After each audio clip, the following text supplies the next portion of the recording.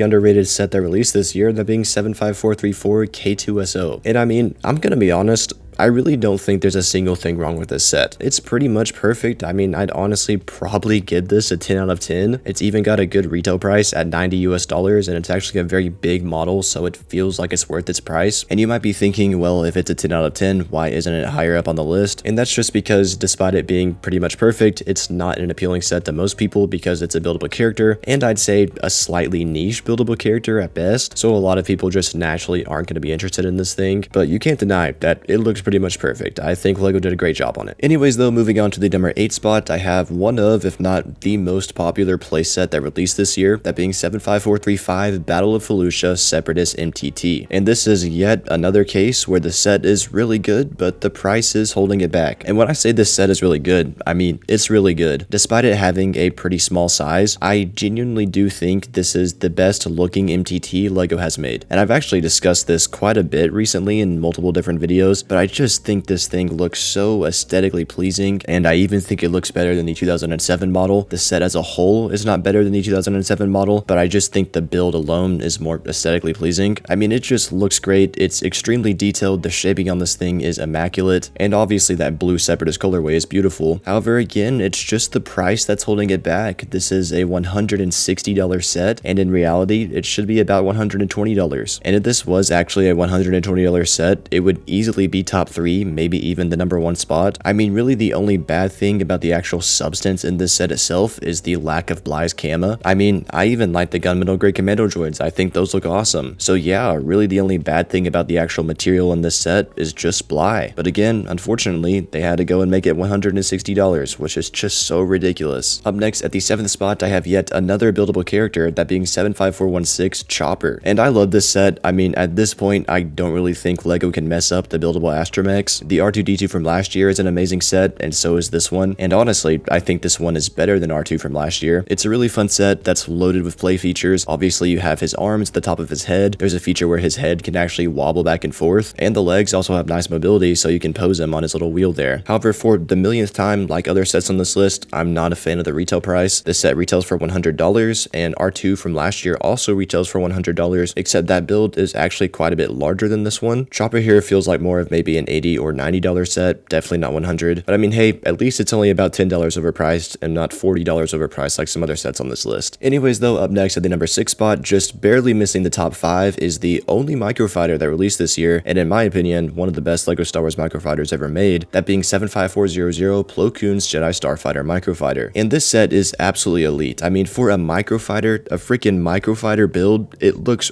really good. I mean, I said this is one of the best microfighters ever made, and honestly, I think it might be the best microfighter ever made. Never in a million years would I have expected the standard Delta 7 Starfighter to work good as a microfighter, but it turns out it does, and it looks really good. And I think Plo Koon's was a great option just because of that blue and white colorway. And speaking of Plo Koon, the Plo Koon minifigure in this set is amazing. It's the first Plo Koon minifigure they've made since 2014, and it got a completely new design and a new head mold and everything, and it looks so much better than the old one. However, as much as I do like this set, there is one thing about it that I really don't like, and that's that it only includes the head of his astromech droid, which I personally think is really annoying because this is a $15 set. They've raised the price of microfighters from $13 to $15, and you know, for that price point, I think they could include 2 figures and they didn't have to kind of scump out and only include the head of his astromech. But everything else is pretty much perfect, and I would love to see more Jedi Starfighter microfighters in the future. Moving on though, now making our way into the top 5, at the number 5 spot, I had the May 4th GWP from this year, that being 40765 Kamino Training Facility. And this right here, in my opinion, is one of the best gift flip purchases ever made, for Star Wars at least. And that's because, well, one, it looks awesome. Those clone cadets are figures that LEGO has never made before, and honestly figures that I don't think they would make outside of a GWP like this, just because I don't think they're popular enough for a standard set. And they even went so far to put arm printing and dual molded legs on them, which is something I would have never expected them to do for a set this small. But then on top of that, the build looks awesome too with that Kamino and Enforcer ship. It's a pretty bizarre unknown vehicle because it's just in the background of Kamino in episode 2. However, the build LEGO made of it here looks really good and it's very intriguing. And another reason this is one of the best GWPs ever made is just because of how niche of a set it is. This is a set that on its own would definitely not sell. I mean, if this was sitting on the shelf at Walmart, most people would not recognize it and not buy it just because it's so niche. And I think that's how GWPs are supposed to be, because they're gift with purchases. They're not supposed to be sets that a lot of people are going to be interested in. That was my main problem with the droid carrier from last year, because that was a set that would have sold well on shelves as a standard set, because a lot of people are interested in a droid carrier like that. So I don't think it should have been a GWP as good as it is. But this, on the other hand, is a different scenario. Not many people are going to be interested in a freaking Kamino and Enforcer ship, so that makes it work pretty much perfectly as a gift with purchase. Anyways though, up next at the number 4 spot, I have a UCS set, that being 75417 ATST. And this is definitely one of the more interesting UCS sets LEGO has released in recent years. And that's because, well, it came out in August and not in October or May like UCS sets usually do. And also, it was the 3rd UCS set for this year, and usually LEGO only releases 2 in a year. So it makes it kind of a one-off outlier UCS set, which I think is pretty interesting. But regardless, it looks really good, and it's a significant upgrade from the 2006 UCS ATST. I mean, I think the build is honestly pretty much perfect. It looks nearly exactly like the vehicle does in episode 6 on Endor. It's just a very nice looking display piece. However, like other sets on this list, it's overpriced. It's a $200 set, and it should be about a $160 or $170 set. And I think the reason LEGO made it $200 is just because they know people are used to UCS sets being $200, so they knew they'd be able to get away with it. But this definitely is not a $200 set. It should be cheaper. And honestly, if it was maybe $160 or $170, I'd probably put this at the number 2 spot. However, unlike other sets on this list that are overpriced, it's super easy to look past just because the model looks so good, and I guess just because of how unique it is. Moving on to the number 3 spot, I have a set that just released on October 1st and instantly became a fan favorite, that being 40806 Gingerbread AT-AT Walker. And if you watched my review on this set, you know that I love it. I think it's one of the best Christmas sets ever made. It's such a fun idea, and all the different creative details they were able to put in this set is honestly pretty impressive, like the Christmas lights hanging on the back, and then candy canes being the cannons for the AT-AT, and then the AT-AT's feet being gingerbread cookies. It's just really cool. And then on top of that, the minifigure being the gingerbread Darth Vader is also awesome. I honestly think it's one of the best minifigures that released this year. I do wish he had different colored eyes though, maybe white or a darker shade of brown, but I think that's easy to look past just because the figure itself is so unique. And then regarding the build itself, there is one small nitpick I have with it, and that's that I wish the neck had a different design, because it makes the head fixed in place, which one looks kind of weird. And also, I think a pretty prominent feature of AT-ATs is that the head can move back and forth and move up and down, and I wish they would have designed the neck of this set to be able to do that, but they didn't. So that's really a nitpick I have with the build, but other than that, it's a great set, and it's a fan favorite for obvious reasons. Anyways though, up next at the number 2 spot, I have a set that really surprised me this year, that being 75429 AT-AT Driver Helmet. And you guys know how I am with helmet sets, usually they're kind of just take it or leave it for me. They're not my favorite Star Wars subline. However, this one, when I bought it and built it, really surprised me. It is one of the most intricate and detailed and impressive sets I have ever put together before. The build process on this thing is absolutely insane. The techniques they use to pull off all the shaping is some of the most impressive stuff I think I've ever seen, and the end result is just incredible. It's such a good looking model. Again, I'm not the biggest fan of helmet sets, but this one stands above the rest by a long shot, to me at least. And also, unlike almost every other helmet set LEGO has released, it actually feels like it's worth its retail price of $70 US. If any of you guys don't own a helmet set and are looking to get into the sub theme, I would recommend this one first. But now finally making our way to the number 1 spot, if you hadn't guessed already, I have 75409 Jango Fett Slave 1, the UCS version. And like some other sets on this list, this is another one that I honestly thought LEGO would never make, because I mean, before this set came out, we hadn't gotten a Jango Fett Slave 1 since 2002. And you know, like everyone else, I was thinking, well, if they hadn't made a playset in over 20 years, there's no way they'd make a UCS one. But then, well, they made a UCS one. And now, don't get me wrong, this set is definitely not perfect. As we all know, young Boba Fett's arms are the wrong color, and he also uses a pretty rough hairpiece. Jango Fett looks amazing, don't get me wrong, but Boba Fett really needed to be better. And then the set itself is also littered with stickers, and a lot of those stickers are slightly off-colored from the bricks, and if you look closely, they do kind of stand out. So again, this set is definitely not perfect. However, those things are honestly easily outweighed and easy to look past just because of how beautiful the model is. The Slave 1 in general is just a ship with a very interesting design, and when it's propped upright like this, it looks incredible on display, but it's also obviously very colorful with the green and the white and the blue. It's a very eye-catching model that looks amazing on display, and if you have this set in your collection, you know what I'm talking about. And also, not to mention, the techniques used throughout this build are really impressive too. The ways they were able to pull off all the shaping is pretty unique, to say the least, and it's also got some really cool features mixed throughout as well, like obviously the seismic charge, and then the cannons at the bottom being able to rotate up and down, and then the loading bay door also being able to move, which is one of the most satisfying play features I've ever seen before. So again, this set is definitely not perfect, however its flaws are just very easy to overlook because as a whole, it's really good, and one of the most eye-catching and intriguing looking models LEGO has made in quite a while. So because of that, to me at least, it was the obvious choice for the number 1 spot as the best set that released this year. Anyways though,